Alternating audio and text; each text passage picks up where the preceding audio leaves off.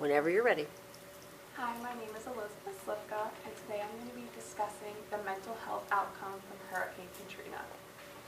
According to History.com, Hurricane Katrina made landfall on August 29, 2005, hitting the Gulf Coast. It was estimated that it caused nearly $100 billion of damage, and it displaced almost 400,000 people from their homes in Louisiana, Alabama, and Mississippi. By far, the city with the most damage was New Orleans, Louisiana.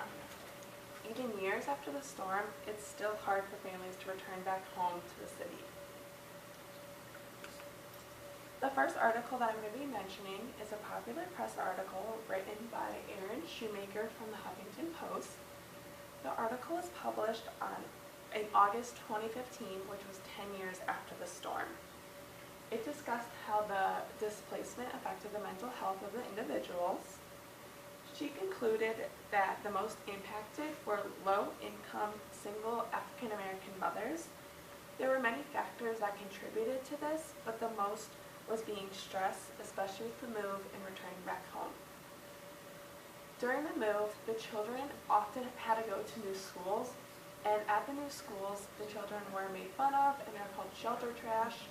And the bullying at the schools was just another thing that the mothers couldn't control, and it added to the stress.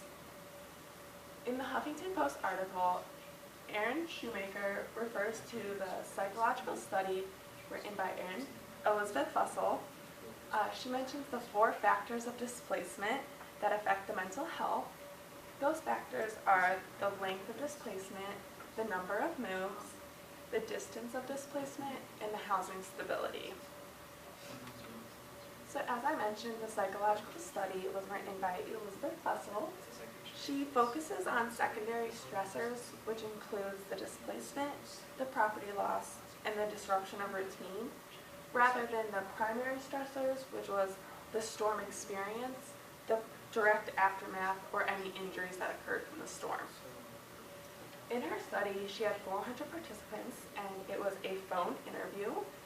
During the phone interview, she asked the participants about the 4 factors of displacement that I mentioned earlier, and she concluded that single African American mothers had the biggest mental health outcome because they were located a greater distance, they had a longer displacement time, they often had many moves, and they lived in unstable housing during their time of displacement.